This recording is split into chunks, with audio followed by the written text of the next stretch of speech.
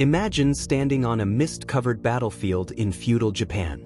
The air is thick with tension. The sound of armored boots pressing into wet earth fills the silence. Before you stands a warrior unlike anything the Western world had ever seen, disciplined beyond reason, deadly beyond measure, and bound by a code so strict that breaking it meant only one thing: death by your own hand. These were not merely soldiers. They were not simply fighters. They were samurai, and for nearly 1,000 years, they shaped the soul of an entire civilization. Today, we are pulling back the curtain on the most fascinating warrior class in all of human history. From their ironclad armor to their impossible sword techniques, from their obsession with death to their love of poetry and tea, every single layer of the samurai story is extraordinary. Stay with us, because by the end of this video, you will never look at a sword the same way again. Welcome. These are 100 facts about the samurai. Before we dive in, make sure you hit that like button and subscribe to the channel if you haven't already. We release deep dive documentary content just like this every single week, and trust us, you do not want to miss what's coming. Now, let's travel back in time to ancient Japan and meet the warriors who redefined what it meant to be human. The word samurai does not simply mean warrior. It comes from the old Japanese verb saburao, which translates roughly as to serve or to attend to one's lord. This linguistic origin is not a small detail. It is the entire foundation upon which the samurai identity was built. These were not independent mercenaries or wandering killers seeking glory for themselves. They were, at their core, servants. Men of dedicated, disciplined, often absolute loyalty to their masters, known as daimyo. This idea of service was so deeply embedded into their cultural DNA that every aspect of their training, their philosophy, and even their willingness to die was rooted in this single concept. To be a samurai was not merely to carry a sword. It was to surrender your will, your ambitions, and ultimately your life to the service of another. Understanding this one word, saburao, unlocks almost everything that made the samurai the extraordinary figures they were. The samurai class did not spring into existence overnight. Their origins trace back to the 8th and 9th centuries, when the Japanese imperial court, increasingly burdened by administrative duties and internal power struggles, began outsourcing military enforcement to provincial warrior clans. These early warriors were called bushi, and they were, at first, simply tools of the aristocracy, hired muscle used to suppress rebellions, protect estates, and collect taxes. But something remarkable happened over the generations. These warrior clans grew powerful. They developed their own cultures, their own codes, their own pride. By the 12th century, the bushi had evolved into something far more formidable than anyone in the imperial court had anticipated. They had become a class unto themselves, one that would eventually seize political power from the very nobles they had been created to serve. The samurai did not just emerge from Japanese history. They consumed it. The first true samurai government, or shogunate, was established in 1185 by a warrior named Minamoto no Yoritomo. This was a seismic moment in Japanese history, one that fundamentally altered the political landscape of the entire country for the next 7 centuries. Before Yoritomo, Japan was nominally ruled by an emperor and his court of nobles in Kyoto. After Yoritomo, real power shifted to the military class. He established his government in Kamakura, far from the imperial capital, and took the title of Seitai Shogun, meaning Great Barbarian Subduing General, a title that would become synonymous with supreme military authority in Japan. The emperor remained, but largely as a ceremonial figurehead. The shogun commanded the actual levers of power. What Yoritomo created was, in essence, a military dictatorship dressed in the robes of tradition, and it worked brilliantly for generations.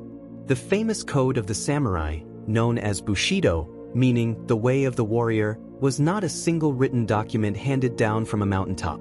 It was a living, evolving set of values that developed organically over centuries of warrior culture before being more formally articulated in texts like Hagakure and Bushido, the soul of Japan. At its heart, Bushido revolved around 8 core virtues: rectitude, courage, benevolence, respect, honesty, honor, loyalty, and self-control. These were not suggestions. They were obligations, moral imperatives that defined what it meant to be worthy of carrying a sword. A samurai who violated these principles did not merely lose face. He lost his identity. The code was so deeply internalized that samurai often policed themselves more strictly than any external authority could. Bushido was not a rulebook. It was a soul. The relationship between a samurai and his sword was one of the most profound bonds in the entire history of human culture. The Japanese sword, particularly the katana, was not considered a weapon in the conventional sense. It was believed to be the very soul of the samurai. The Japanese phrase tamashii no yoridokoro, meaning the dwelling place of the spirit, was often used to describe the sword. Samurai were forbidden from leaving their swords behind when they left home, and they slept with their blades within arm's reach. A sword that had been poorly maintained was seen not just as careless, it was a moral failing. The blade reflected the inner state of its owner. A clouded sword suggested a clouded soul. This metaphysical relationship between warrior and weapon was completely unique in the martial traditions of the world, and it explains why Japanese swordsmanship developed into something so much richer and more complex than mere fighting technique. Japanese swordsmiths, the men who forged the legendary katana, were among the most revered artisans in all of feudal Japan. The process of creating a single katana could take weeks or even months, and it involved a degree of technical precision and spiritual ritual that bordered on the sacred. The swordsmith would purify himself before beginning work, sometimes fasting, sometimes wearing formal Shinto robes during the forging process. The steel itself, called tamahagane, meaning jewel steel, was made from iron sand smelted in a clay furnace called a tatara. The smelting process alone took 3 days and 3 nights of continuous feeding with charcoal and iron sand.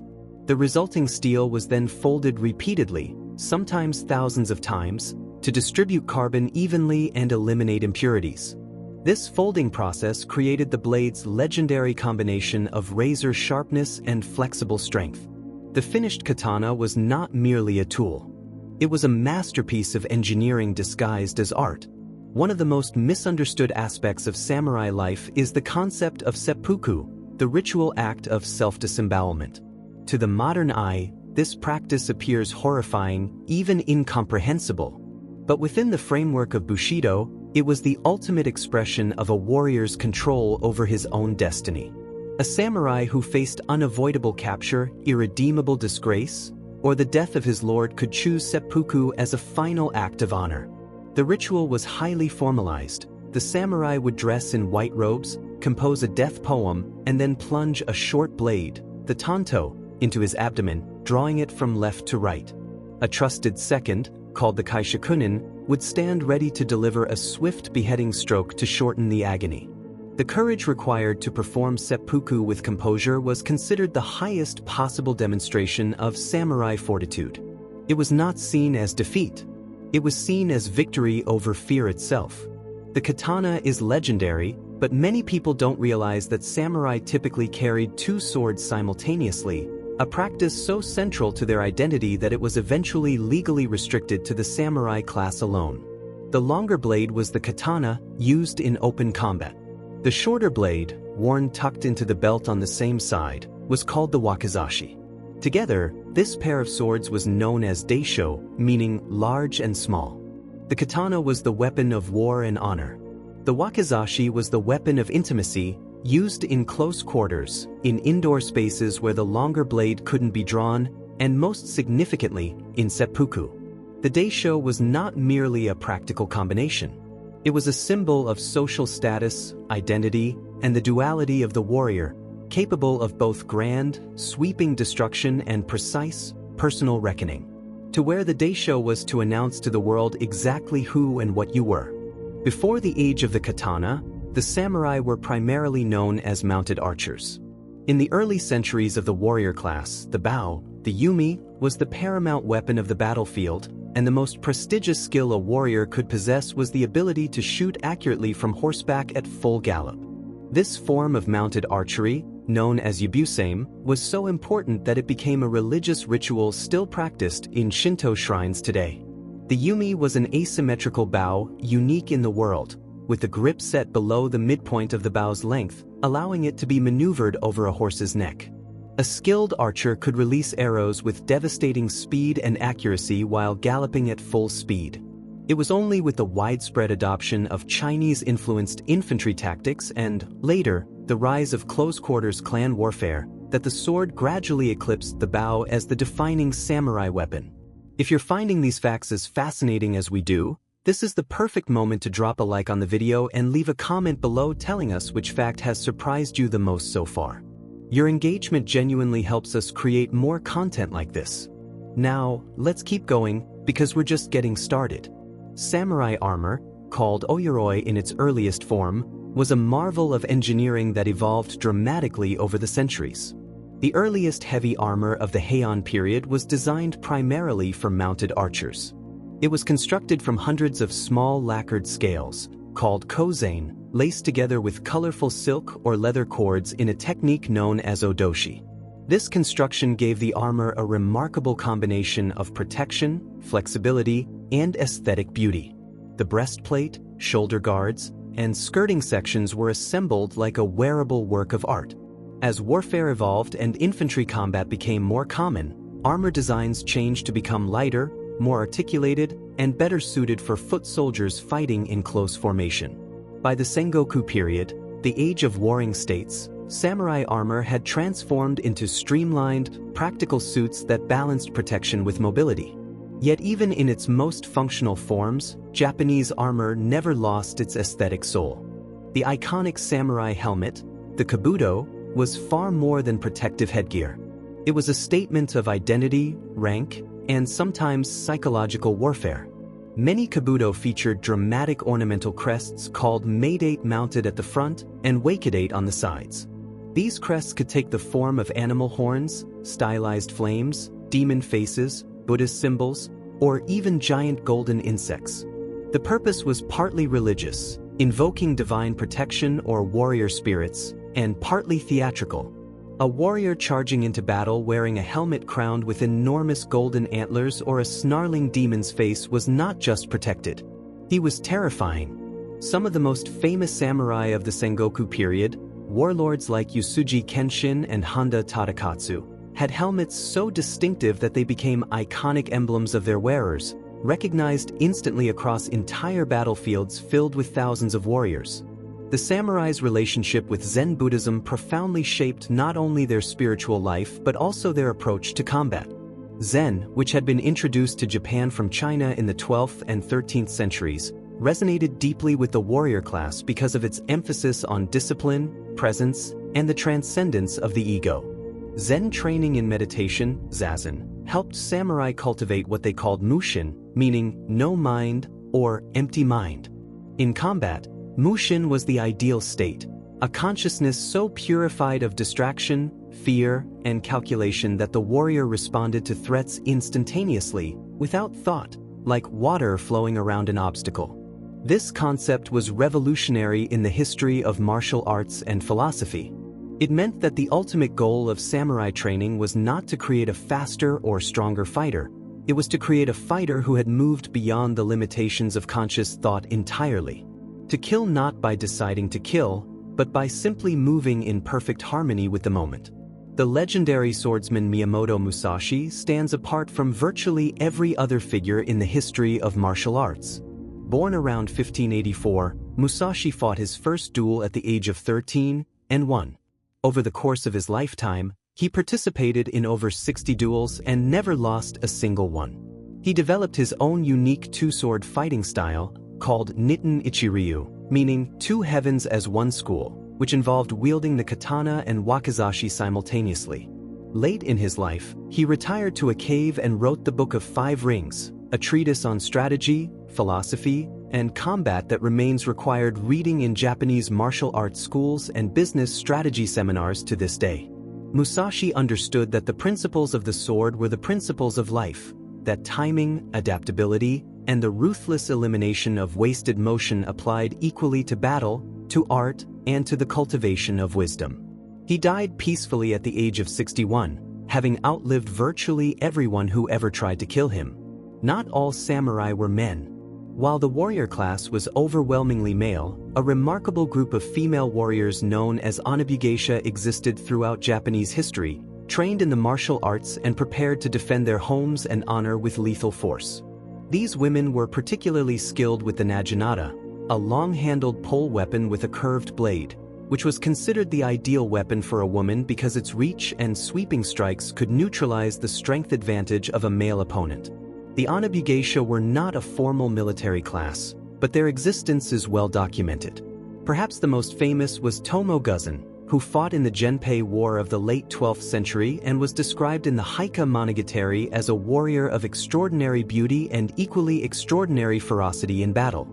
Her story challenged every assumption about gender and violence in medieval Japan and continues to challenge them today.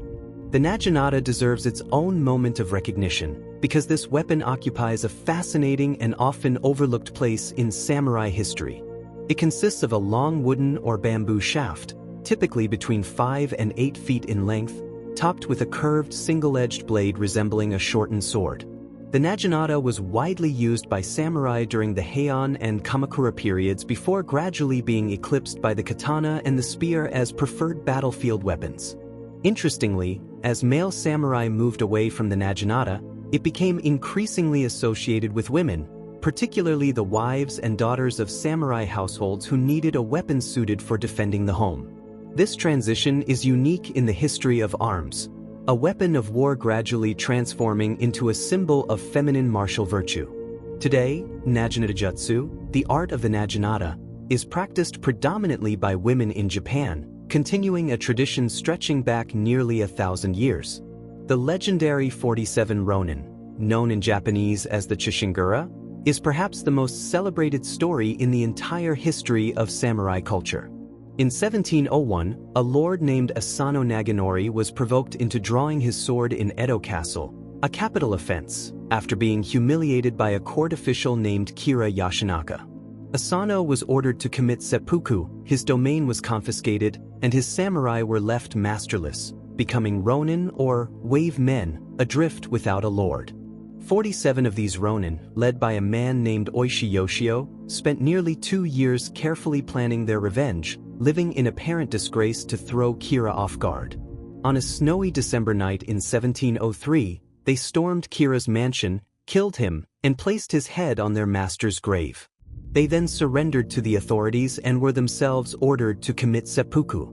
All 47 complied. Their graves at Sengakuji Temple in Tokyo are still visited and decorated with incense by thousands of admirers every year.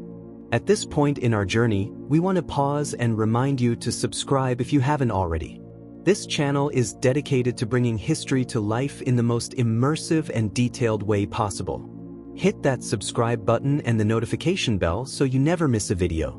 Now, back to feudal Japan. The ronin, masterless samurai, occupied one of the most fascinating and tragic positions in all of feudal Japanese society. The word ronin literally means wave man, evoking the image of someone adrift, tossed by the ocean with no direction and no anchor. Under the strict social codes of feudal Japan, a samurai without a master was considered incomplete, a sword without a scabbard. Some ronin found new lords and resumed their careers. Others became swordsmanship teachers, bodyguards, or wandering adventurers.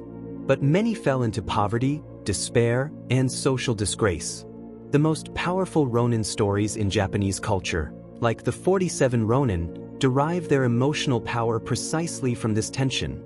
Men of extraordinary discipline and skill cast adrift in a world that had no place for them, searching for a way to restore meaning to their lives.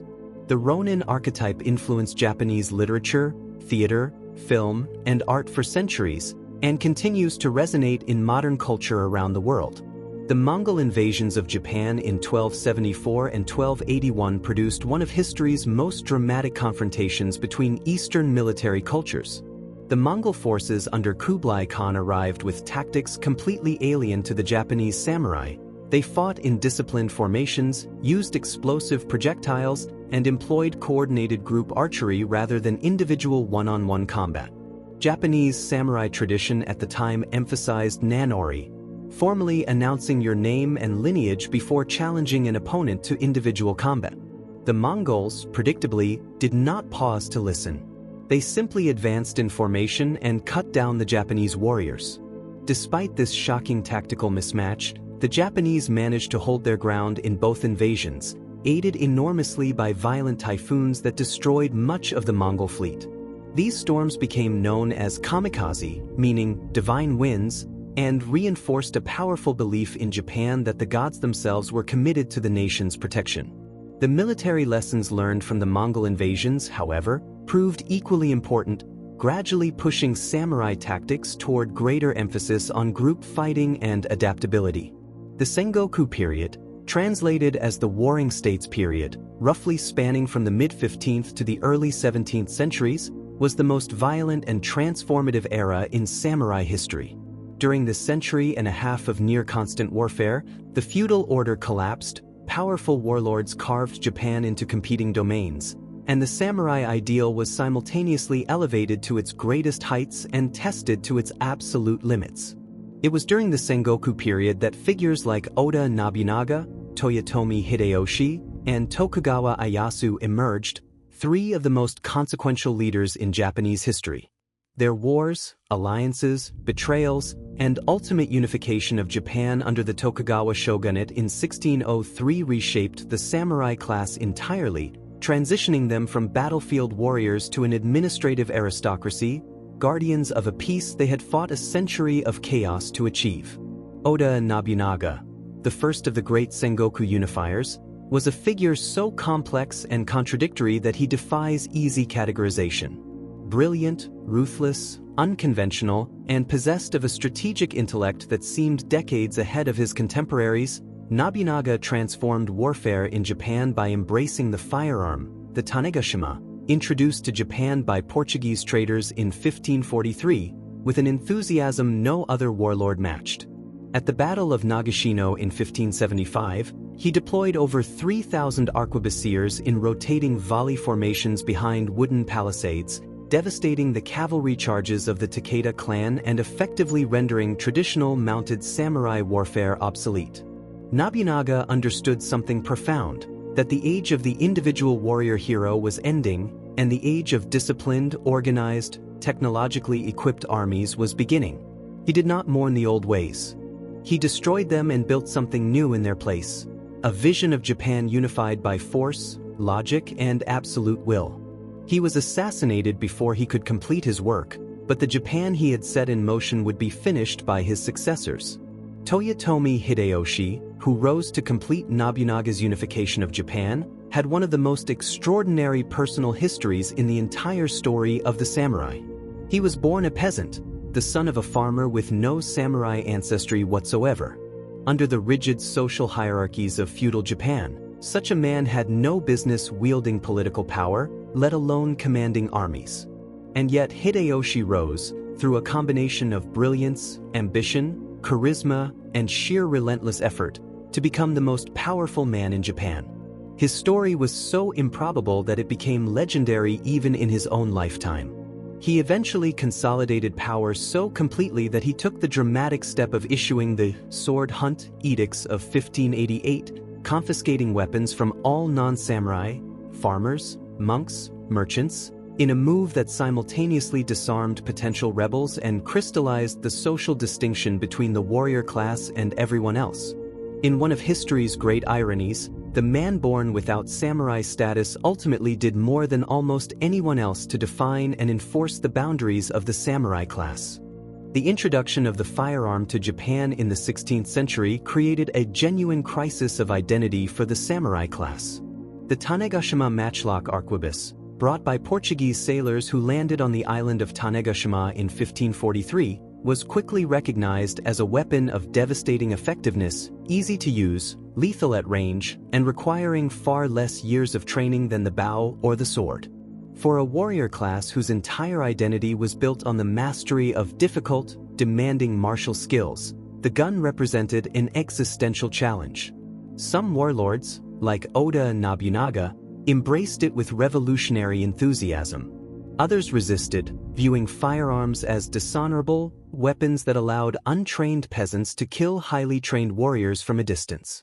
This tension between tradition and technology became one of the defining dramas of the Sengoku period, and its ultimate resolution, the Tokugawa shogunate's eventual suppression of firearms in favor of swords, is one of the most remarkable examples in history of a society deliberately choosing to walk away from a powerful technology in order to preserve a cultural ideal.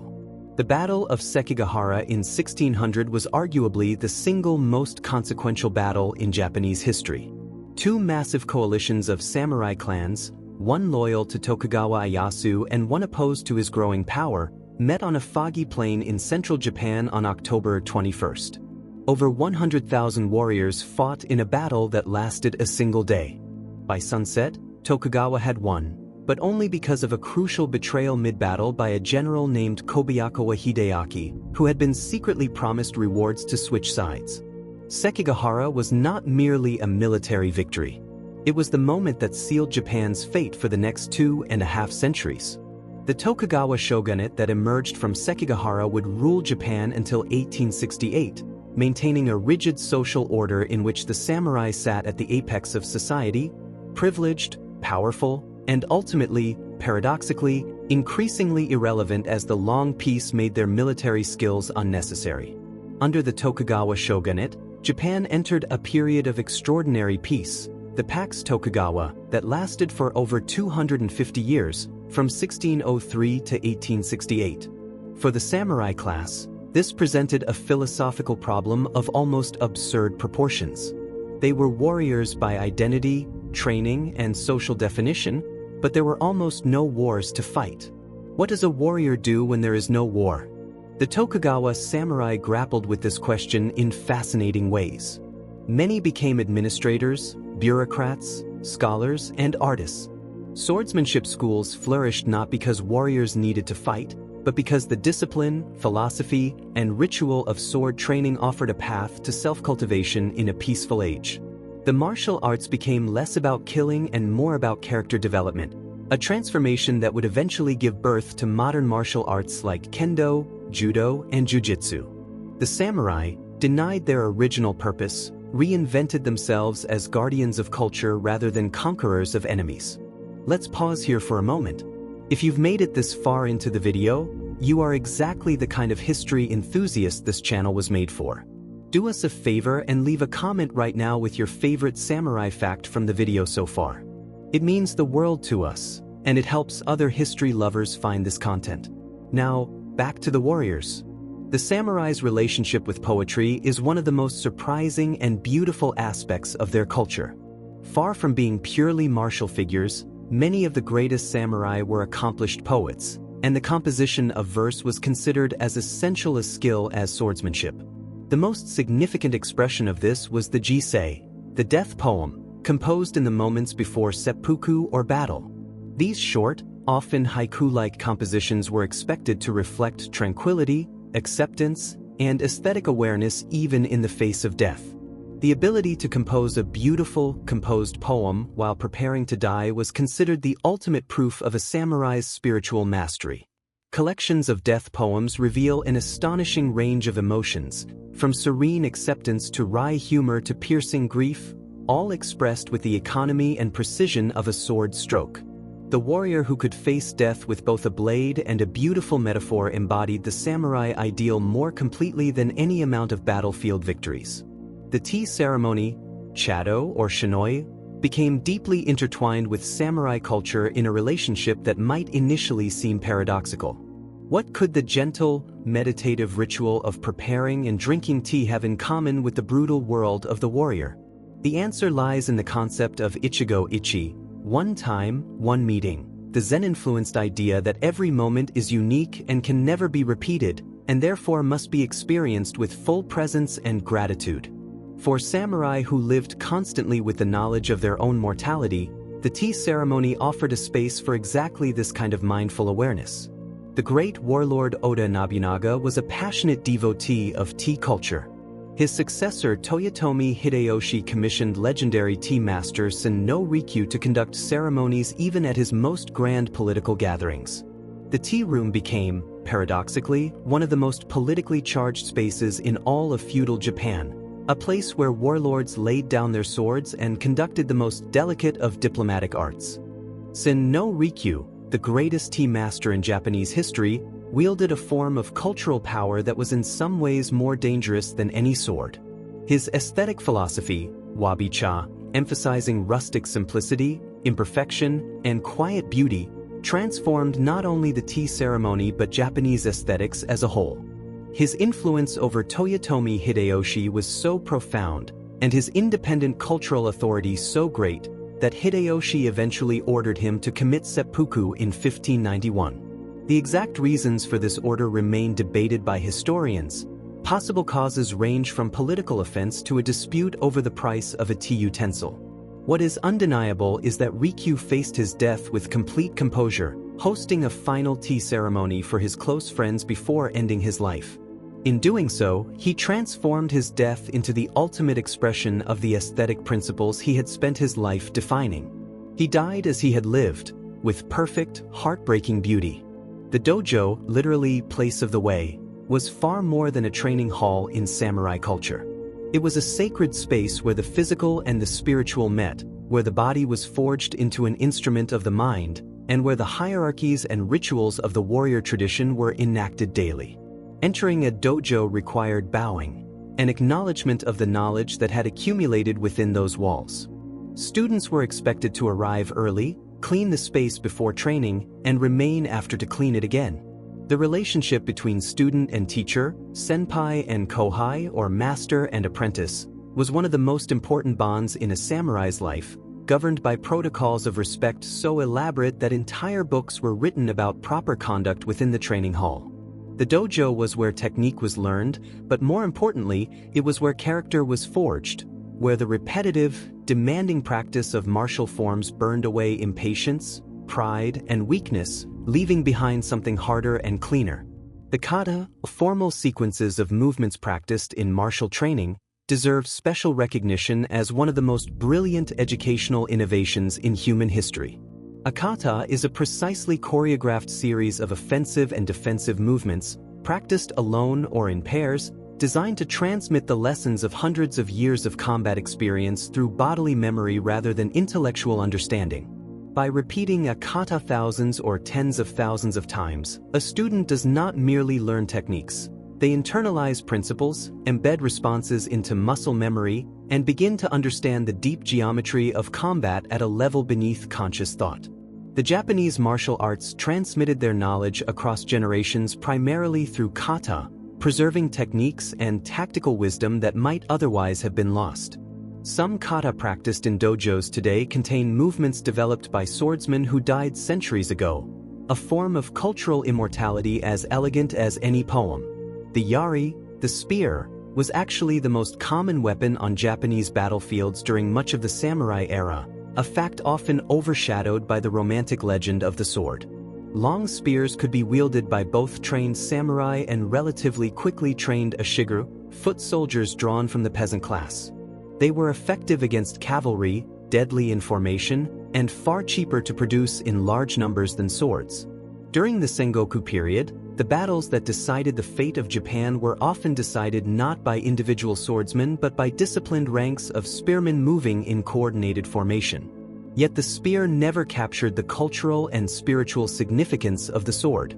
It was a weapon of war and practicality, powerful, efficient, unglamorous. The sword, by contrast, was a weapon of identity. One could respect a spearman, but a swordsman, properly trained, was something else entirely, something that blurred the line between warrior and philosopher, between fighter and artist. The yumi, the Japanese asymmetrical longbow, was a weapon of extraordinary sophistication, and the art of Japanese archery, known as kyudo, remains one of the most philosophically rich martial disciplines in the world. Unlike Western archery, which emphasizes accuracy and power above all else, kyudo traditionally emphasizes the spiritual and meditative dimensions of drawing and releasing the arrow.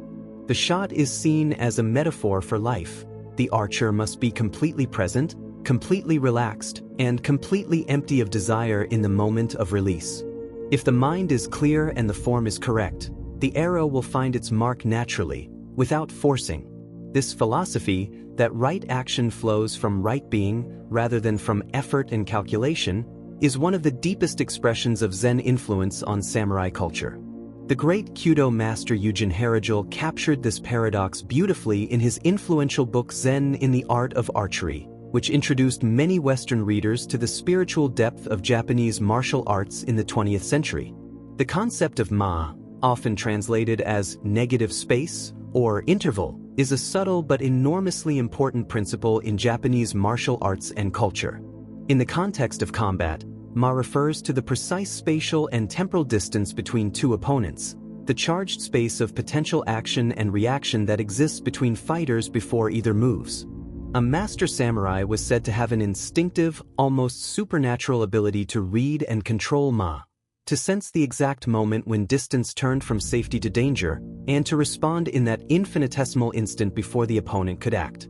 The cultivation of this sensitivity to ma was one of the most advanced and difficult aspects of sword training, and it extended naturally into Japanese aesthetics, the deliberate use of silence in music, empty space in painting, and pause in theater. Ma is the art of the interval, the wisdom to recognize that what is absent can be as powerful as what is present. We're deep into the world of the samurai now, and there is so much more to discover. If this documentary is enriching your understanding of history, consider sharing it with a friend who loves Japanese culture or martial history. Word of mouth is the most powerful way to grow this community. Now, on to more extraordinary facts. Japanese lacquer work, urushi, played a critical role in samurai material culture that goes far beyond mere decoration. The black and red lacquer applied to samurai armor, helmets, sword scabbards, and personal equipment was not merely cosmetic. Urushi lacquer is one of nature's most remarkable substances, waterproof, resistant to acids and alkalis, extremely durable, and capable of achieving a depth and luster that no synthetic coating has ever fully replicated. The process of applying lacquer to armor required months of careful work, with each layer needing to fully cure before the next was applied. Fully lacquered armor could survive rain, humidity, and temperature extremes that would destroy metal or leather unprotected. The aesthetic choices in lacquer color and pattern also carried deep meaning. Certain colors and designs were associated with specific clans, specific spirits, or specific aspirations. Even in the mundane details of their equipment, samurai expressed a fusion of practical excellence and aesthetic intention that was the hallmark of their entire civilization. The practice of Aido, the art of drawing the sword, represents one of the most refined and philosophically charged disciplines in all of Japanese martial arts. The essence of Aido is the ability to draw the sword, execute a cut, and return the blade to its scabbard in a single, fluid, perfectly controlled motion. But the philosophy behind this deceptively simple sequence is extraordinary. The practitioner is trained to exist in a state of perpetual readiness, not tense, not anxious, but utterly present and available, so that when the moment of necessity arrives, response flows without hesitation or wasted movement. The first moment of action, the draw, must be the decisive moment. There is no warning, no preparation, no second chance. This philosophy of perfect first response, cultivated through years of repetitive practice, has profound implications beyond the sword. It is a model for how to live, fully present, free from distraction, ready to commit completely to whatever the moment demands. The tanto, the short blade carried by samurai, had a history and significance that extended well beyond its practical utility. Shorter than the wakizashi and much shorter than the katana, the tanto was primarily a personal defense weapon for close-quarters situations and indoor environments.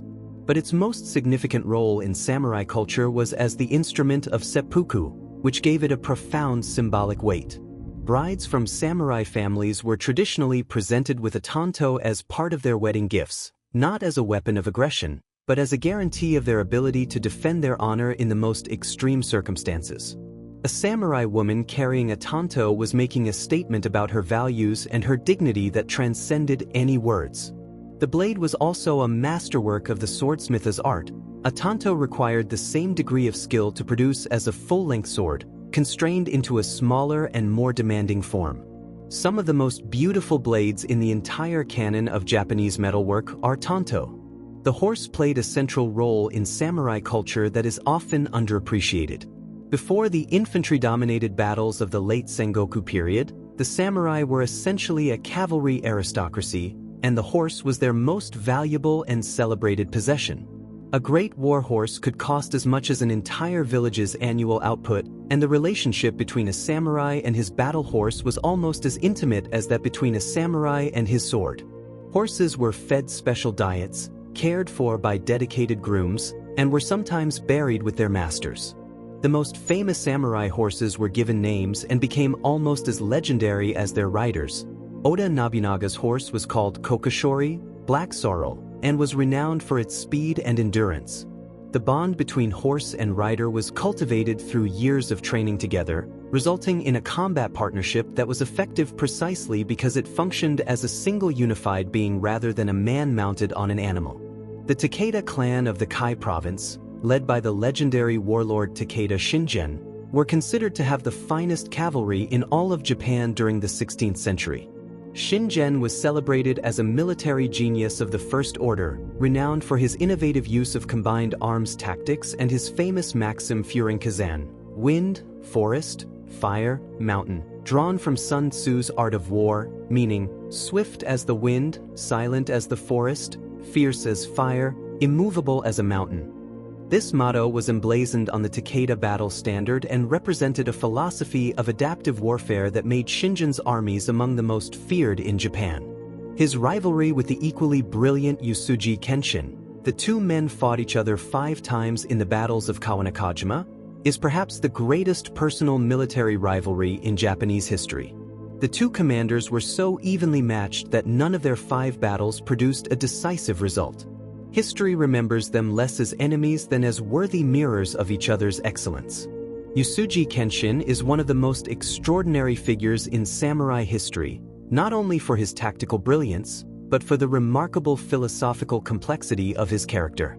Known as the Dragon of Ekigo, Kenshin was a devout Buddhist who genuinely agonized over the contradiction between his faith's prohibition on killing and his vocation as a warrior.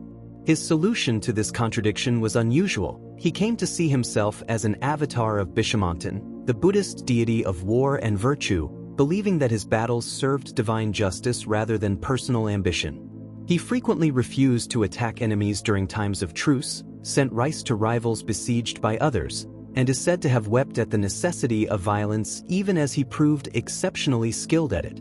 Kenshin represents a dimension of the samurai spirit that is often overlooked. The deep moral seriousness with which many warriors approached the terrible work of their profession, the refusal to pretend that killing was anything other than a profound moral burden. The institution of Han, the feudal domain, was the fundamental unit of samurai political organization under the Tokugawa shogunate. There were approximately 250 to 300 Han at any given time during the Edo period, each ruled by a daimyo who controlled a territory assessed in terms of rice production, measured in koku, 1 koku being roughly the amount of rice needed to feed 1 person for a year. A daimyo with 100,000 koku commanded a significant domain and was obligated to maintain a proportionate military force of samurai retainers. The Tokugawa system brilliantly neutralized the threat of these powerful lords through a policy called Sankinkotai, alternate attendance, requiring every daimyo to spend alternating years in Edo, the shogunal capital, and in their home domain. This forced the lords to maintain 2 expensive households and travel between them regularly, draining resources that might otherwise be spent building armies. It was political control disguised as ceremonial obligation, and it worked with remarkable effectiveness for over 2 centuries. The rigid social hierarchy of Tokugawa Japan placed the samurai at the top of the 4-class system, Shirnokeosho, or warrior, farmer, artisan, merchant. This ranking reflected a Confucian value system in which those who governed and protected, warriors, ranked above those who produced, farmers, who ranked above those who transformed products, artisans, who ranked above those who merely traded without producing, merchants. In practice, the reality was considerably more complex. Wealthy merchants often had more actual economic power than impoverished samurai retainers. The rigid social boundaries were frequently bent by economic necessity, merchants lending money to cash-strapped samurai, Impoverished samurai families selling their status to wealthy merchant families willing to pay for the honor of a samurai name. These contradictions between the ideal social order and economic reality became one of the defining tensions of the Edo period, generating an enormous body of literature, theater, and social commentary that remains fascinating to historians today. One of the most distinctive, and to modern eyes, startling aspects of samurai appearance was the chanmige, the characteristic top-knot hairstyle. The chanmige involved shaving the top of the head, the sakiaki, and pulling the remaining hair up into a small oiled top knot folded forward over the crown. The style was not merely fashionable. It served a practical purpose. It held the helmet in place during combat by providing a cushioning pad for the interior. Over time, the chanmige became so strongly associated with samurai identity that it took on profound social and cultural significance. A samurai without his chanmige was a samurai stripped of status. When the Meiji government abolished the samurai class in 1871 and issued an edict permitting, and later effectively requiring, the abandonment of the top knot, many former samurai experienced the cutting of their hair as a deeply personal loss, a severing of connection to everything their identity had been built upon. The chanmige was not just a hairstyle. It was a flag. We are well into our journey through samurai history now, and we hope you're as captivated as we are. This is a great moment to remind you, if you have a question about anything we've covered, or a fact you'd like us to explore further, drop it in the comments below. We read every single one. Now, let's continue. The art of Japanese castle construction reached its zenith during the Sengoku and early Edo periods, and the great castles of Japan were as much expressions of samurai power and philosophy as they were military fortifications.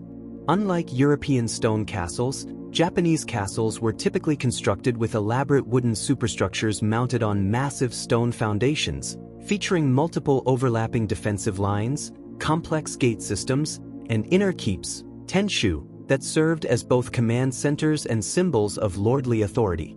The white plastered walls, sweeping curved rooflines, and tiered towers of a great castle like Himeji or Matsumoto were deliberately designed to project beauty alongside power, to communicate that the lord within was not merely a fighter, but a civilized man of culture and taste.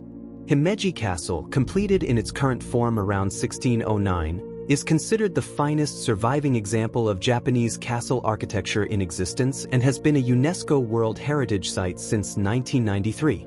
Its complex defensive design, incorporating 91 rooms, multiple gates, and carefully positioned shooting galleries, is as impressive today as it was 4 centuries ago. The relationship between samurai and the merchant class produced one of the Edo period's most fascinating social dramas. Under the Confucian hierarchy, merchants ranked at the very bottom of the 4-class system, below even artisans, because they were seen as parasitic, profiting from the labor of others without contributing productive work. Yet as the long peace of the Edo period continued, the Japanese economy developed, trade expanded, and merchants grew wealthy, in many cases, spectacularly wealthy. Samurai retainers, paid in rice stipends that often failed to keep pace with an increasingly monetized economy, found themselves dependent on the very class they were supposed to despise. The image of a proud samurai reduced to borrowing money from a merchant he was legally entitled to execute became a powerful symbol of the contradictions of Tokugawa society, and a source of endless dramatic material for the kabuki theater and popular fiction of the age. Kabuki theater and the bunraku puppet theater, both of which flourished during the Edo period, were deeply entangled with samurai culture in ways that went far beyond mere entertainment. Many of the most popular plays in both traditions were drawn directly from famous episodes in samurai history: the 47 Ronin story, the rivalry of Minamoto and Taira clans, the tragedies of loyal retainers and fallen lords. These performances served a complex social function. They allowed audiences, largely commoners and merchants who had no direct connection to the warrior class, to explore, process, and imaginatively inhabit the ideals and conflicts of samurai culture. They also allowed indirect commentary on political events that could not be criticized openly. By setting a story in the distant historical past, playwrights could comment on contemporary scandals and abuses while maintaining a thin pretense of historical distance. The samurai legend was not merely preserved by the arts of the Edo period. It was actively shaped, mythologized, and transmitted through them. The concept of giri, often translated as duty or obligation, was one of the most powerful and psychologically complex forces governing samurai life. Giri referred to the web of social obligations that bound individuals to their lords, their families, their communities, and their own honor.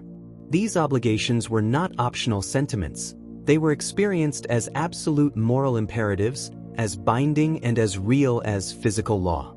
The tension between giri and ninjo, duty and human feeling, was the defining dramatic conflict of Japanese literature, theater, and popular culture throughout the Edo period. A samurai who loved a woman he was not permitted to marry, who was ordered to kill a man he admired, who was bound to serve a lord he knew to be wrong. These figures embodied the excruciating tension between what one was obligated to do and what one's heart demanded. This conflict, far more than any battlefield drama, gives samurai culture its deepest and most universal emotional resonance. The shuriken, the throwing star often associated with ninja, also had a place in samurai martial training, though it was considered a supplementary weapon rather than a primary one. The shuriken came in several forms: the hira shuriken, or throwing star, and the bushuriken, or throwing spike. In samurai training, these projectiles were used to distract or wound opponents momentarily, buying time to close distance or draw a primary weapon. The effectiveness of shuriken was psychological as much as physical. A skilled thrower could cause an opponent to flinch, duck, or break their concentration at a critical moment. The martial art of shurikenjutsu was formally taught in several sword schools as a complementary skill, integrated into overall combat strategy rather than practiced in isolation. The romanticized image of ninja hurling shuriken like playing cards at incredible distances is largely the invention of popular fiction. In reality, they were short-range tools of disruption, effective precisely because they were unexpected. The ninja, shinobi, occupied a position in Japanese military culture that was both practically important and philosophically antithetical to the samurai ideal. Where samurai valued open, honorable combat, formal challenge, and the announcement of one's identity, the shinobi specialized in exactly the opposite: concealment, infiltration, deception, and assassination. They were intelligence operatives and special forces rolled into one, conducting missions that no self-respecting samurai would perform publicly. And yet, many daimyo, including the most honorable and famous, employed ninja agents without apparent contradiction. The relationship between samurai and ninja was less one of opposition than of complementarity. The samurai fought the battles that were meant to be seen, while the ninja fought the battles that were never meant to be known. The famous Iga and Koka clans of central Japan were the best-known centers of shinobi training, and their techniques, documented in manuals like the Bansenshuki, covered everything from disguise and infiltration to explosives, poisons, and psychological manipulation. The henko, the personal seal used to authenticate documents, was as important to a samurai's administrative identity as his sword was to his martial identity. Under the bureaucratic systems of the Edo period, samurai who served their lords in administrative roles used their personal seals to authorize orders, contracts, census records, and official correspondence. The design of a henko was personal, often incorporating the owner's name in a stylized form, and forgery of a seal was treated as an extremely serious crime. The formalization of record-keeping and documentation during the Tokugawa period transformed many samurai into skilled administrators, accountants, and legal officials, a far cry from the battlefield warriors of earlier centuries. This bureaucratic evolution is one of the most fascinating aspects of samurai history, the transformation of a warrior class into a governing class, conducted over generations through the slow substitution of pen for sword as the primary instrument of power. We are more than halfway through our 100 facts, and we want to take a moment to appreciate the incredible depth and complexity of samurai history. Every single one of these facts could fill an entire documentary of its own. If there's a topic from this video you'd like us to explore in more depth, leave it in the comments. Your suggestions directly shape the content we create. Now, back to feudal Japan. The daimyo class, the great lords of feudal Japan, occupied the apex of samurai social hierarchy, and the lifestyles they maintained reflected both enormous wealth and the crushing weight of obligation. A great daimyo was responsible for administering a domain that might encompass hundreds of villages and tens of thousands of people. He maintained a standing army of samurai retainers, funded public works, adjudicated legal disputes, maintained religious institutions, and conducted diplomatic relationships with neighboring domains, all while managing his political relationship with the Tokugawa shogunate in Edo. The Sankenkotai system required him to travel to Edo in a grand procession, the daimyo jiretsu, that could involve hundreds or even thousands of retainers, servants, and porters. These processions became important economic and social events in the towns and villages along major roads, with entire industries developing around the regular passage of these spectacular cavalcades. The daimyo was, in essence, a head of state operating within a federal system, powerful in his domain, but always subject to the overarching authority of the shogun. The hatamoto, bannermen, were samurai who served the Tokugawa shogun directly rather than a regional daimyo, and their social position was one of great prestige but also considerable complexity.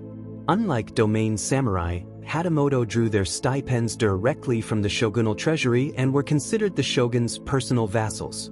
The most senior hatamoto had the right to an audience with the shogun himself, a privilege that set them apart from the vast majority of the samurai class.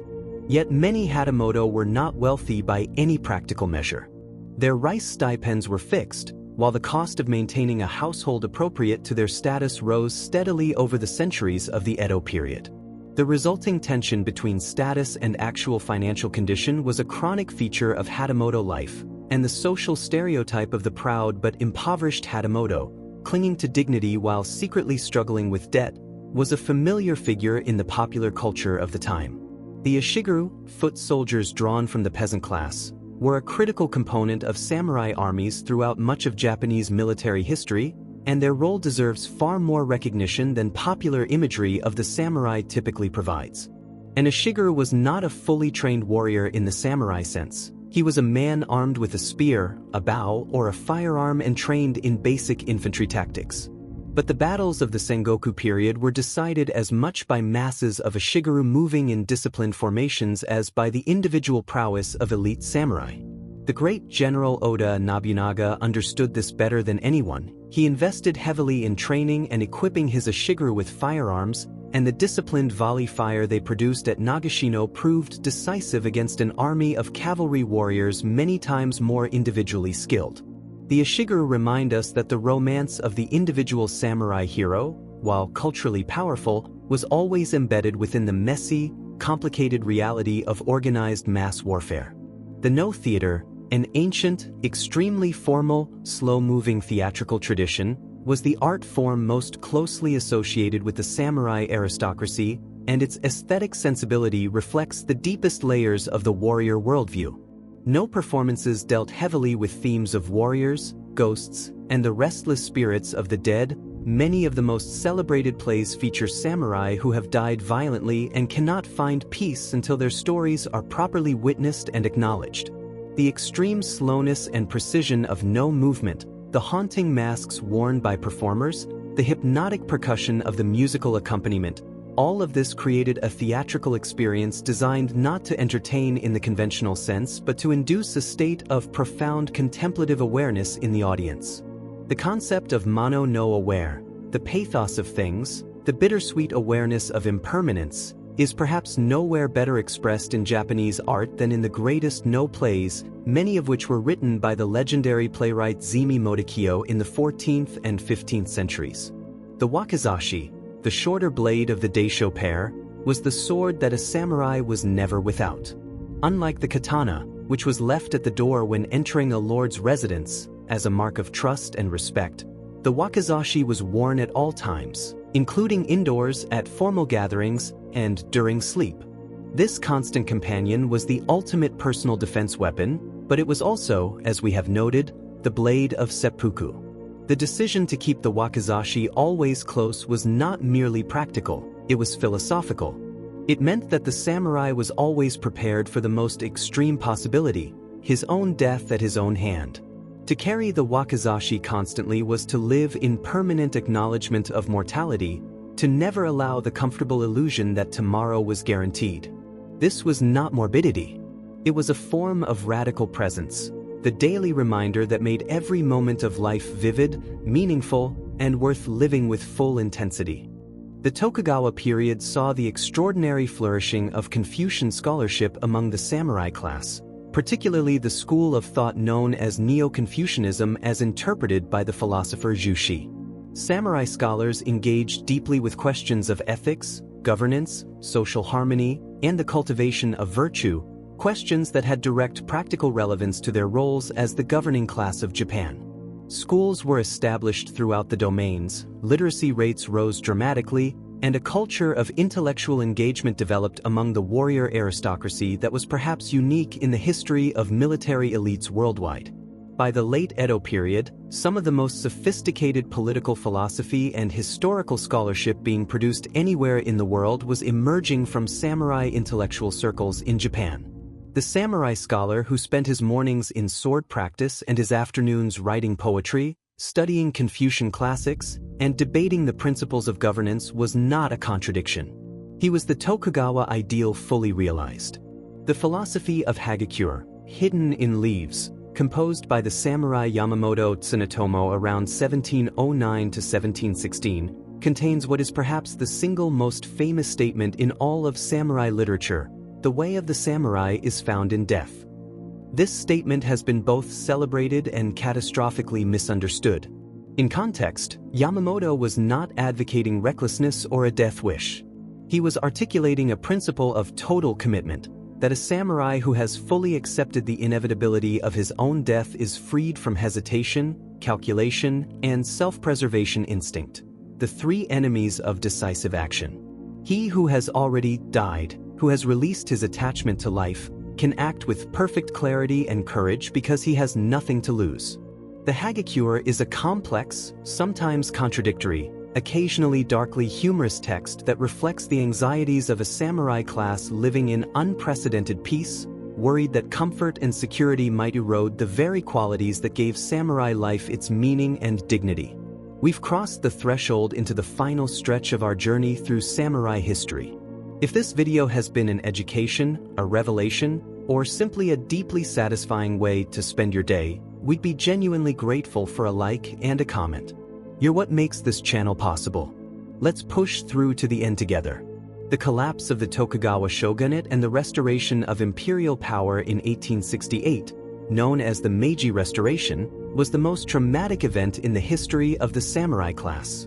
Within a few years of the restoration, virtually every legal privilege that defined samurai status was abolished. The right to wear swords in public was restricted and then eliminated. The stipend system that had supported samurai families for generations was replaced with government bonds, worth a fraction of what the old stipends had provided. Military conscription was introduced, meaning that peasants could now serve as soldiers, a direct blow to the samurai's monopoly on martial status.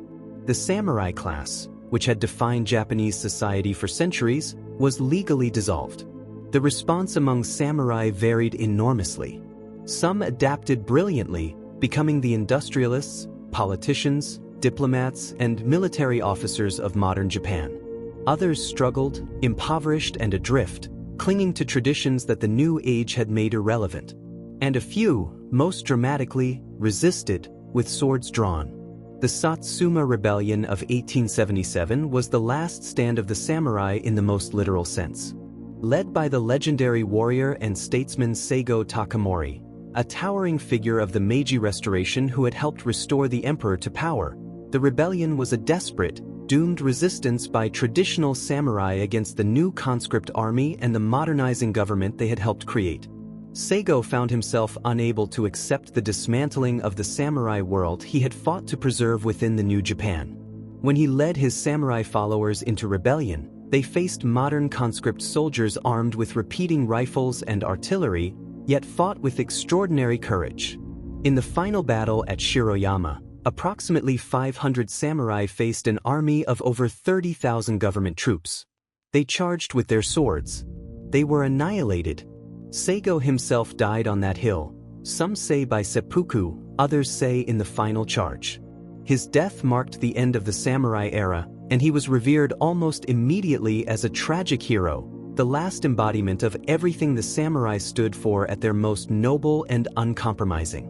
The Meiji-era transformation of Japan produced one of the most remarkable national metamorphoses in all of human history. The same culture that had maintained feudal samurai values for centuries threw itself into industrialization, westernization, and modernization with breathtaking speed. Former samurai who had carried swords a decade earlier found themselves in Western suits, learning foreign languages, building railways, establishing banks, and writing constitutions. The martial values of the samurai, discipline, sacrifice, loyalty, and willingness to die for a cause, were deliberately channeled into the new Imperial Japanese military, where they were given a modern, nationalistic form. The Bushido Code was reinterpreted and systematized by writers like Inatso Naitobe, whose 1900 book Bushido, The Soul of Japan, introduced the concept to a worldwide audience. This reinterpretation was enormously influential but also contested. It was simultaneously a sincere effort to preserve samurai values in a modern context and a selective, somewhat romanticized reconstruction of a far messier historical reality. The katana stands today as the greatest achievement in the entire history of edged weapons. The metallurgical techniques developed by Japanese swordsmiths over centuries produced a blade that combines properties that, in conventional metallurgy, are mutually exclusive: extreme hardness at the cutting edge and significant flexibility through the spine of the blade. The technique that achieves this miracle is called differential hardening, coating the blade with clay before the final quench, with less clay on the edge than on the spine, so that the edge cools faster and becomes harder while the spine remains softer and more flexible. The result is a blade whose curved geometry is itself a product of this differential cooling. The edge contracts faster than the spine, pulling the blade into its characteristic curve. This curve is not stylistic. It is the physical record of the forging process, beauty as a direct consequence of technical mastery. No other sword-making tradition in the world has achieved this combination of properties at this level of refinement.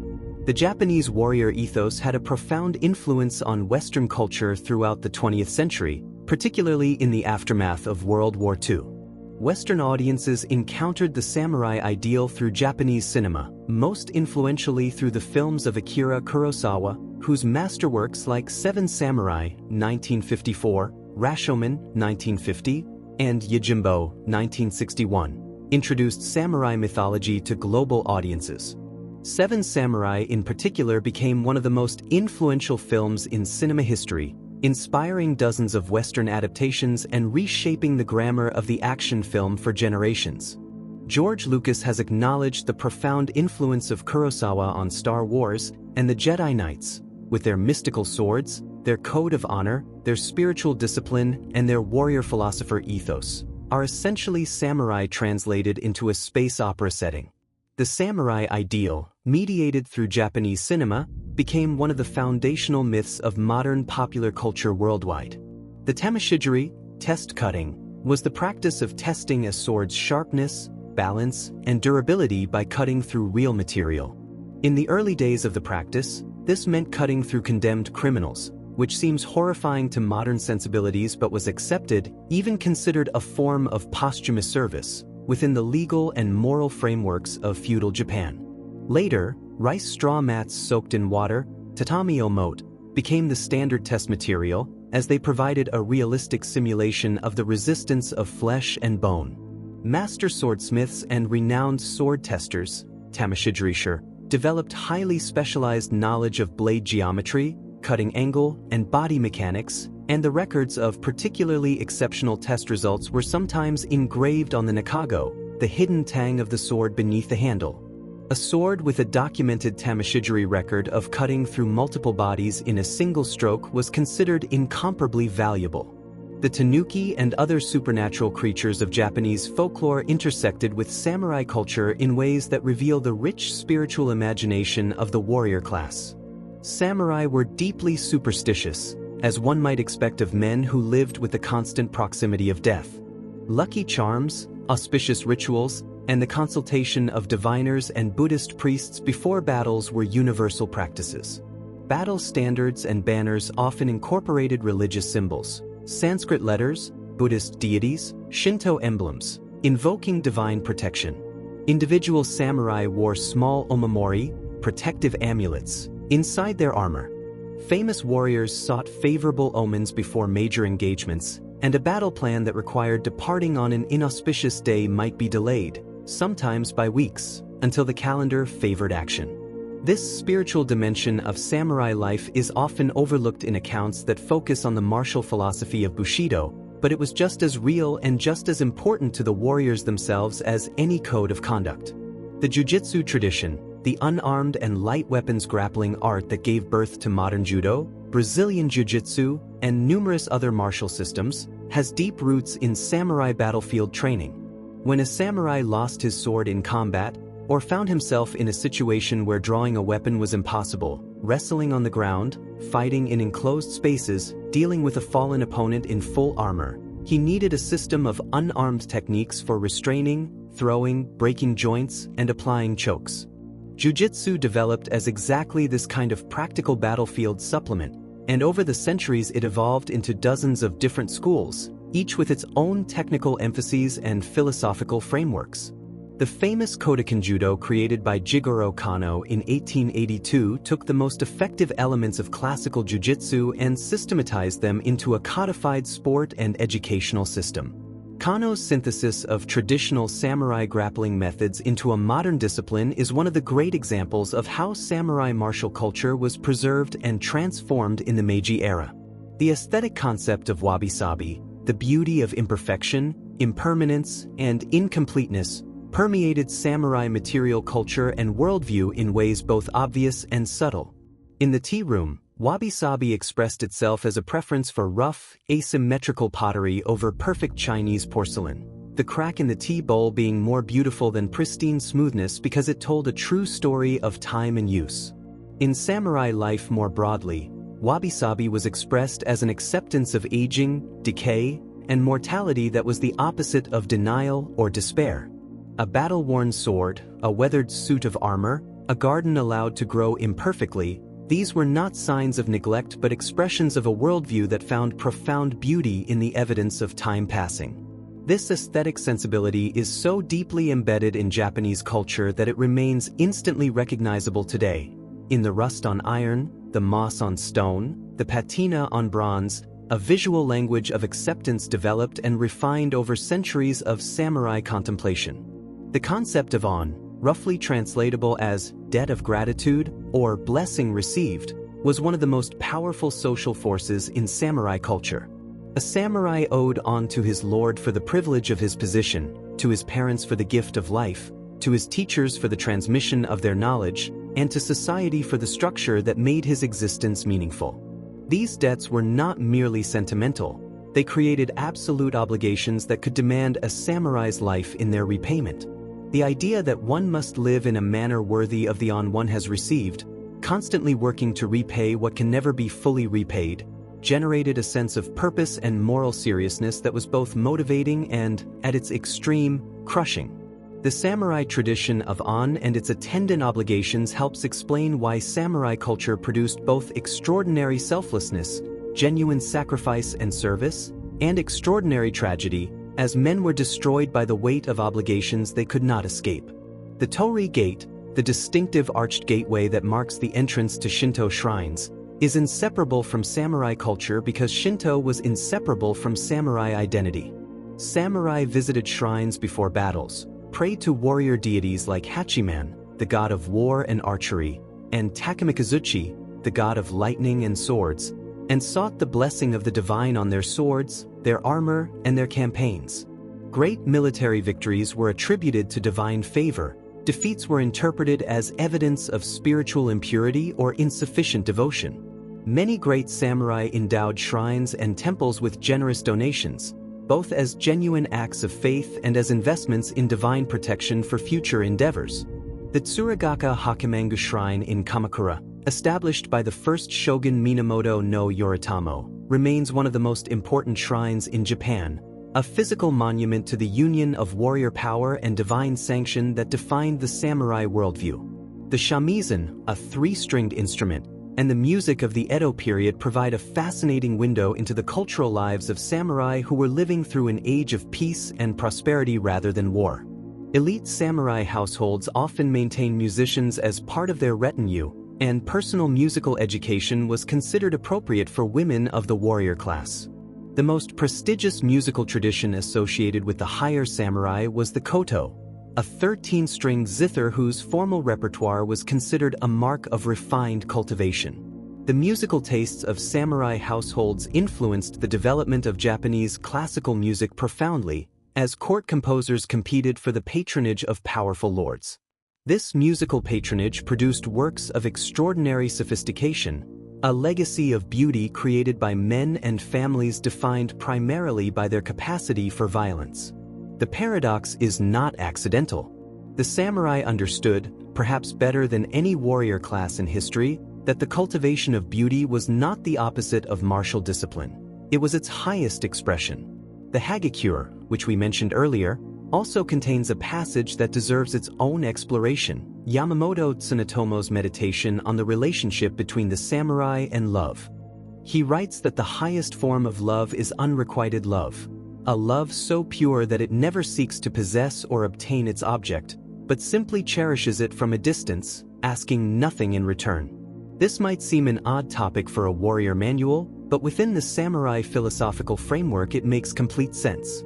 The love that demands nothing, that is content simply to exist without reward, is the same quality of selflessness that the finest samurai brought to their service.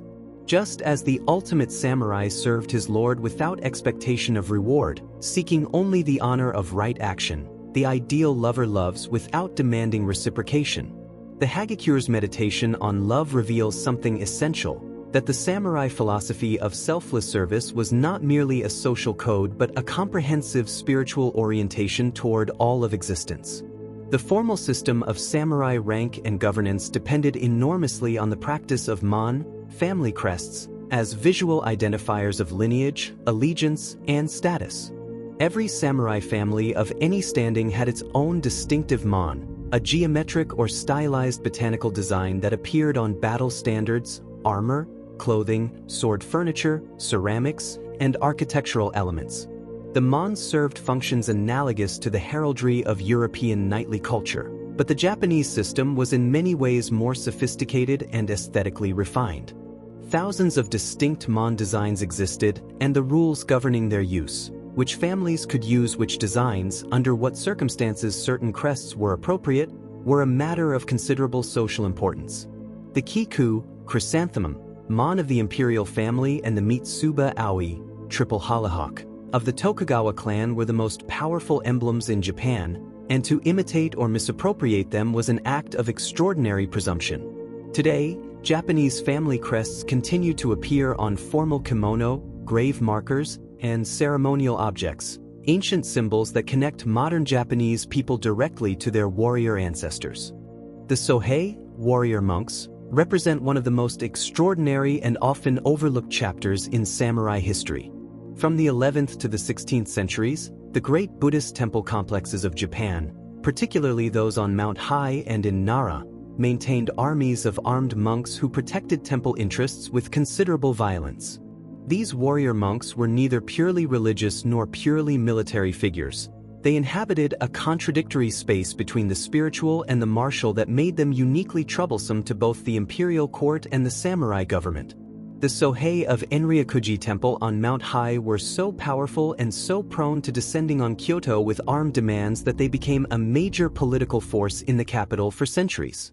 It was Oda Nobunaga who ended this power definitively. In 1571, he surrounded Mount Hai with his army and burned the entire complex to the ground, killing monks, civilians, and soldiers indiscriminately.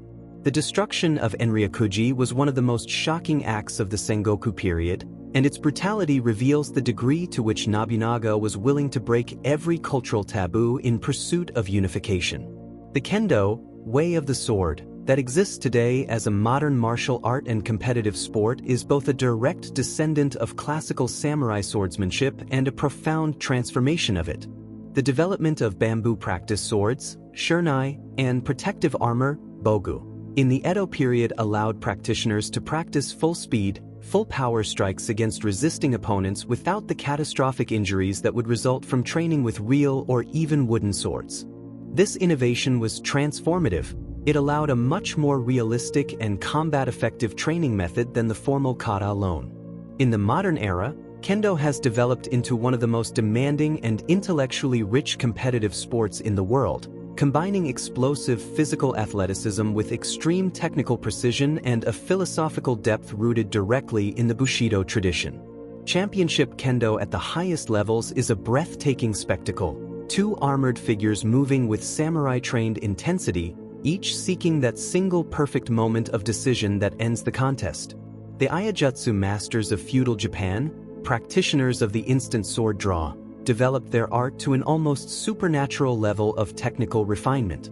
The most famous tradition of Iajutsu, the Muso Shindenryu, traces its origins to a legendary duel in which its founder, Hayashizaki Jinsuke Shigenabu, prayed at a Shinto shrine for divine inspiration and received, in a dream, the complete technical system of the instant draw as a revelation. Whether or not the legend is literally true, it reveals the degree to which the greatest samurai martial artists understood their technical mastery as something received rather than merely invented, a gift from tradition, from the accumulated wisdom of countless warriors, channeled through the practitioner into the present moment.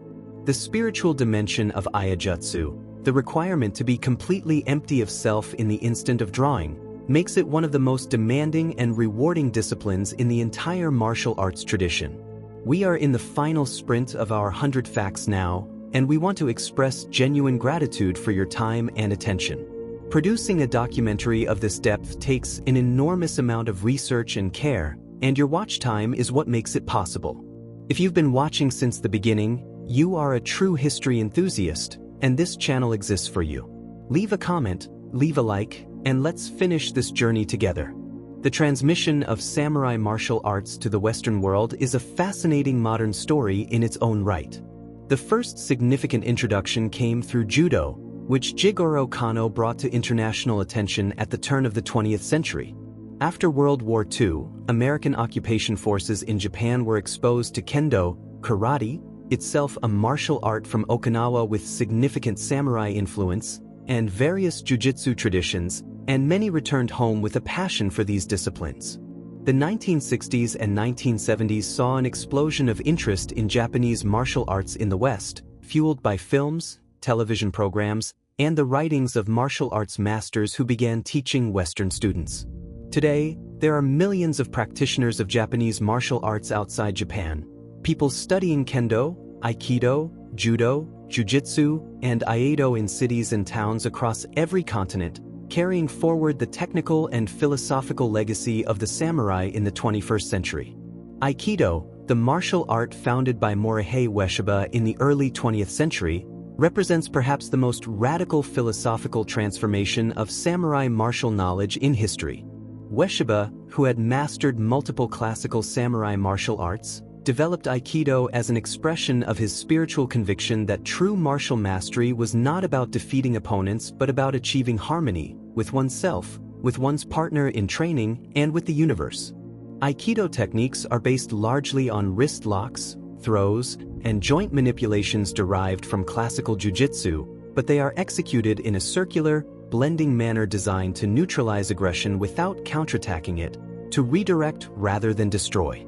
Ueshiba's philosophical vision was that the perfection of martial arts was identical to the perfection of love, that the ultimate warrior protected not just himself but his attacker as well, refusing to cause unnecessary harm. Whether one accepts this vision or finds it paradoxical, the extraordinary beauty and effectiveness of Aikido technique speaks for itself. The Yari spear master Takeda Shinjin's famous General Honda Tadakatsu was considered by many contemporaries, including his enemies, to be the greatest warrior of the Sengoku period. Oda Nobunaga reportedly said that there were two men who deserved to be called genuine warriors, Honda Tadakatsu and Shimazu Yoshihiro. Honda fought in over 50 battles and was never seriously wounded, an almost miraculous record of survival in an era of extraordinarily lethal warfare. His distinctive armor, black lacquered, adorned with enormous antler crests on his helmet, and with his famous spear Tanbogiri, dragonfly cutter, always at hand, made him instantly recognizable and feared on any battlefield. Tanbogiri was considered one of the 3 great spears of Japan, a weapon so sharp that it was said a dragonfly landing on its blade would be cut in 2 by its own weight. Honda Tadakatsu's combination of extraordinary physical prowess, tactical judgment, and seemingly supernatural battlefield luck made him a legend even among the extraordinary figures of his age. The Anawaban, literally garden watchmen, were a covert intelligence organization maintained by the Tokugawa shogunate that has fascinated historians for centuries. These agents, who posed as gardeners and domestic servants within daimyo residences, were in reality sophisticated intelligence operatives monitoring the loyalty, activities, and potential rebellious intentions of the great lords whose obedience was essential to the shogunate's stability. The Anawaban were the shogun's eyes and ears throughout the country, a domestic intelligence network that gave the Tokugawa government crucial early warning of potential threats. Their existence was officially secret, though it was widely assumed by the daimyo that the shogunate maintained such a network. This created a fascinating dynamic of mutual performance. Lords assumed they were being watched and behaved accordingly, while agents reported what they observed, creating a system of surveillance that functioned as much through the knowledge that it existed as through its actual intelligence output. The senjufuda, small paper stickers bearing the name and mon of their owner, were a remarkable expression of samurai and merchant class identity in the Edo period. Visitors to temples and shrines would paste their senjufuda in the highest, most prominent positions they could reach, sometimes scaling the temple rafters in the middle of the night to place their sticker above all others. The practice became competitive, with specialists developing elaborate, beautifully designed senjufuda incorporating artistic images, calligraphy, and gold leaf. While this might seem trivial beside the great themes of samurai history, it reveals something important. Even in the most rigid, hierarchically organized society, the human impulse to mark one's presence, to say, "I was here," and to compete for recognition expressed itself in creative and sometimes rule-breaking ways. The samurai who spent his days in serious administrative work and his evenings in philosophical contemplation might spend his nights scrambling up temple rafters to post his name above everyone else's. They were, in the end, magnificently human. The taiko, the great war drum, was an essential instrument of communication on the samurai battlefield, used to signal advances, retreats, formations changes, and the beginning and end of engagements. In an era before radio or any form of instant communication, battlefield command depended on a system of drum, flute, bell, and conch shell signals that conveyed orders across the noise and chaos of battle. Each army maintained specialists in these instruments, taiko drummers who had to maintain their rhythm and composure even as battles raged around them, because the survival of thousands of warriors depended on their signals being correctly heard and interpreted. The powerful, resonant sound of a great taiko drum could carry over considerable distances even in the noise of battle, and the rhythmic patterns used in military signaling were as carefully standardized as any written order. Today, taiko drumming has been transformed into one of the most spectacular performing arts in Japan, but its roots in the controlled chaos of the samurai battlefield give every performance a subliminal weight that audiences feel even without knowing its history. The concept of shokunin, the craftsman or artisan who pursues the perfect execution of a craft as a lifelong spiritual practice, shares deep philosophical roots with the samurai martial tradition. The shokunin spirit, total dedication to one's work, the relentless pursuit of perfection, the subordination of personal desire to the demands of the craft, is the same spirit that animates the swordsman's pursuit of perfect technique. This parallel was explicitly recognized in Japanese culture. The swordsmith forging a katana was understood to be engaged in the same fundamental practice as the swordsman wielding it. Both were pursuing a form of perfection that could never be fully achieved but must be unceasingly approached. This ethic of shokunin craftsmanship, still powerfully alive in Japan today, expressed in everything from Michelin-starred ramen shops to master watchmakers to lacquer artists, is one of the most direct living expressions of the samurai spirit in the modern world. The last known duel in Japan conducted under traditional samurai rules took place in 1873, the very year that the Meiji government issued its conscription law, beginning the formal dissolution of the samurai class. The combatants were two former samurai who had carried a grievance through the transformation of Japan from feudal to modern state, and who chose to resolve it in the only way their tradition recognized as honorable. The government that watched this duel take place was the same government that was dismantling the legal framework that had made such duels possible. The image is unbearably poignant. Two men in a world that was disappearing around them, settling their accounts by the old rules one final time, while the modern age pressed in from every direction. It was, in its way, a small seppuku, not of individuals, but of an entire way of being in the world. The global legacy of the samurai extends to places and people who may not recognize its source. The principles of Bushido, loyalty, self-discipline, the pursuit of excellence, the willingness to sacrifice personal comfort for a larger cause, have been adopted, adapted, and expressed in virtually every culture and context imaginable, from corporate management philosophies to athletic training regimens to military officer academies. The Prussian military, which had significant contact with Meiji Japan, was deeply influenced by Japanese warrior culture. American management consultants in the 20th century drew heavily on the strategic principles of Miyamoto Musashi.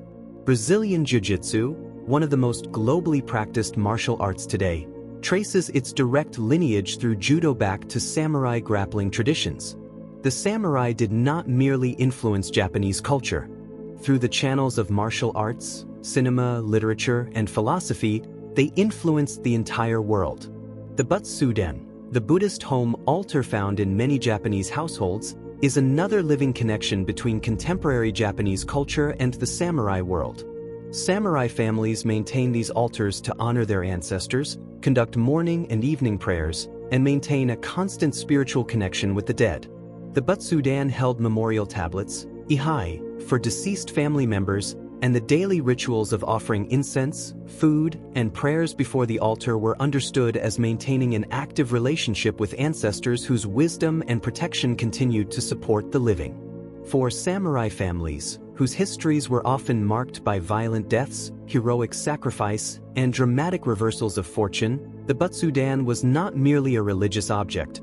It was a living archive of family identity, a daily reminder of the chain of loyalty, sacrifice, and responsibility that connected each individual to all who had come before.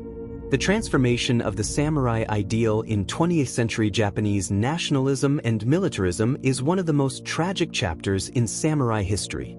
The real Bushido, the complex, often contradictory, deeply philosophical warrior code that had developed over centuries, was selectively appropriated and distorted by Meiji and later Showa-era nationalists into a propaganda tool for militaristic expansion. The genuine samurai values of loyalty, sacrifice, and acceptance of death were stripped of their philosophical nuance and converted into instruments of mass mobilization, used to justify kamikaze attacks, the expectation that soldiers should die rather than surrender, and the dehumanization of enemies. The men who flew kamikaze missions in World War II were called samurai of the sky, their sacrifice framed as the ultimate expression of Bushido. This appropriation has complicated the global reception of samurai culture ever since, making it necessary to distinguish between the genuine historical tradition and the ideological construction that was built from its fragments.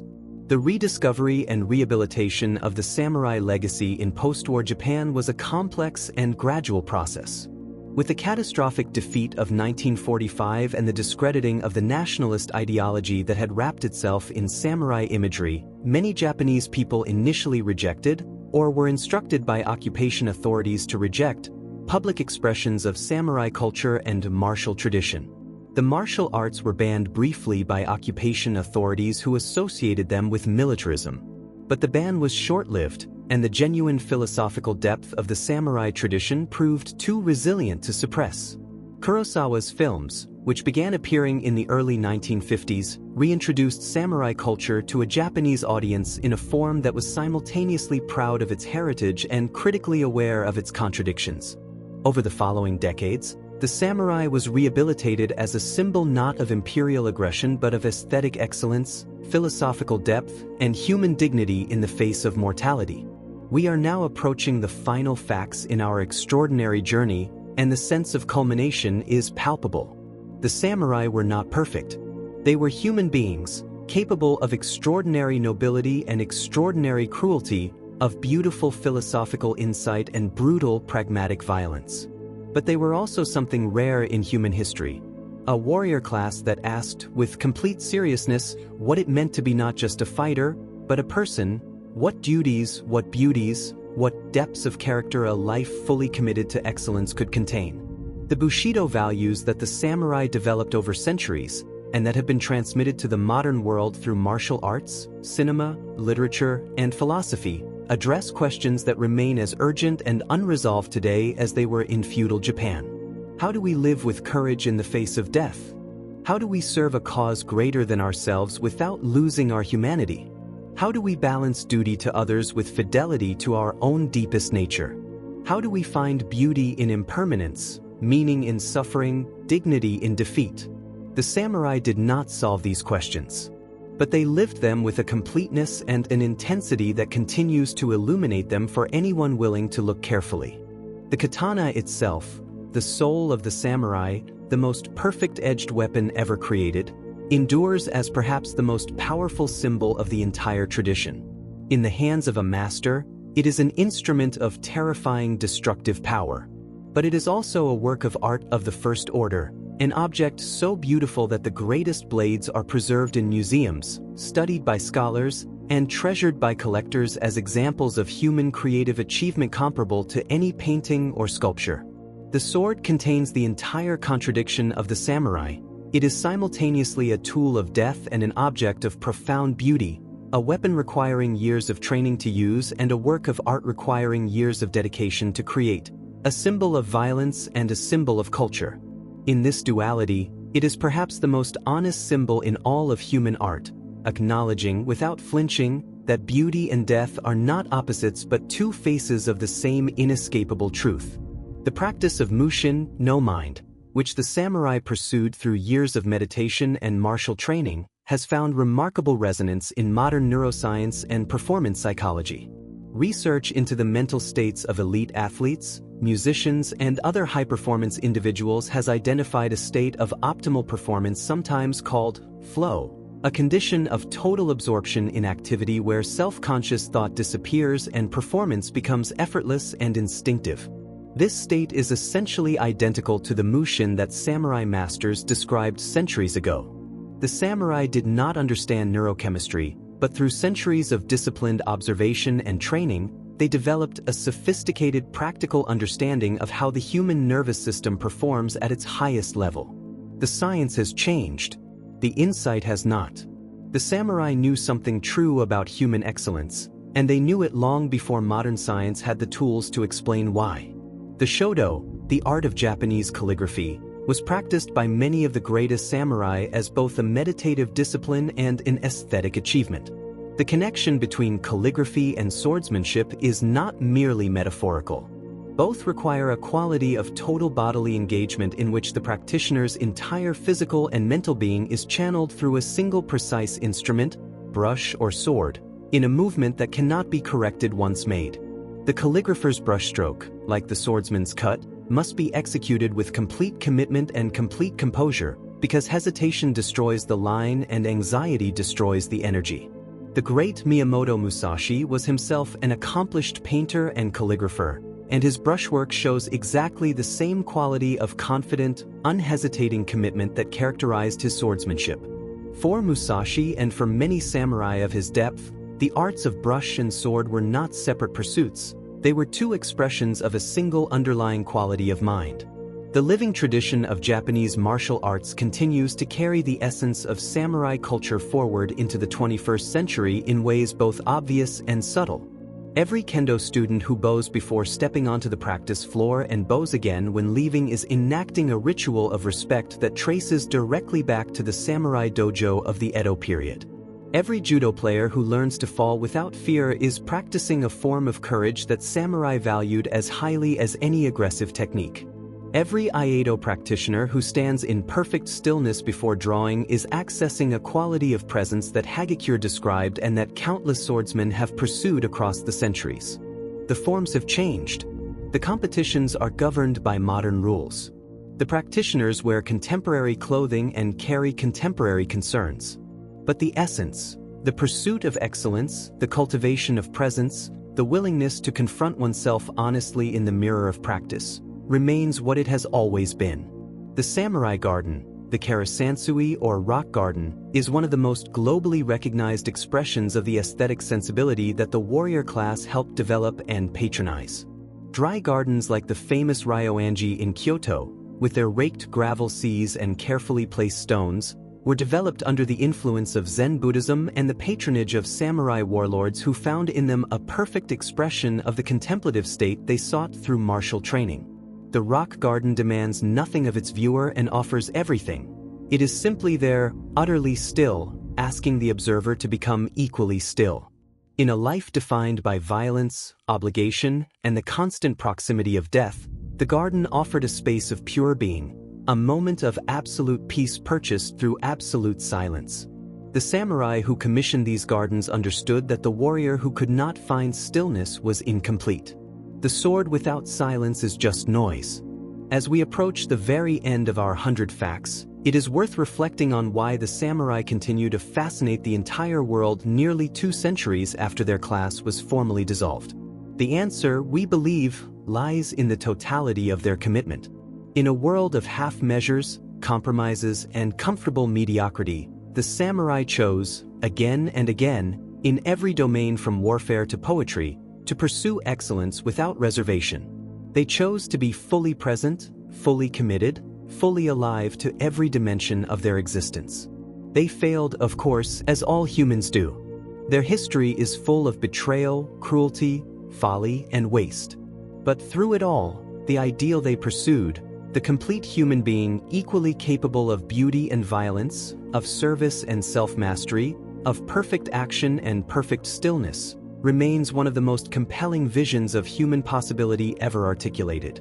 The samurai spirit, whatever we choose to call it, is ultimately not Japanese property. It is a human aspiration expressed in one particularly intense and distinctive cultural form, but recognizable across every tradition that has ever asked what it means to live with courage, integrity, and full commitment to something greater than oneself. When we study the samurai, we are not merely studying feudal Japan. We are studying ourselves, our own deepest desires for purpose, for excellence, for the kind of life that earns the respect of our own hearts. The samurai held a mirror up to the human condition and refused to look away from what they saw. That refusal, fierce, beautiful, and finally, deeply compassionate, is their greatest gift to the world. Closing. And there they are, 100 facts about the samurai, the warrior class that shaped an entire civilization and continues to shape the imagination of the entire world. From their origins as provincial warriors serving the imperial court, through the golden age of the warring states, through the long elegant peace of the Edo period and the cataclysmic transformation of the Meiji era, the samurai story is one of the greatest in all of human history. It is a story of swords and poetry, of death and beauty, of absolute loyalty and absolute freedom, of tea and blood and the eternal human search for a life worth dying for. If this documentary has moved you, taught you something new, or reminded you of something you already knew but had forgotten, please take a moment right now to hit the like button. It takes 1 second and it makes an enormous difference to this channel's ability to keep creating content like this. If you're not already subscribed, now is the moment. Click that subscribe button and the notification bell so you never miss a video. And most importantly, leave a comment. Tell us your favorite fact from today's video. Tell us which samurai you most admire. Tell us what about the samurai spirit speaks to something in your own life. We read every single comment, and your thoughts are what make this community worth building. The samurai are gone, but everything they understood about courage, beauty, and the art of living fully that never dies. Until next time.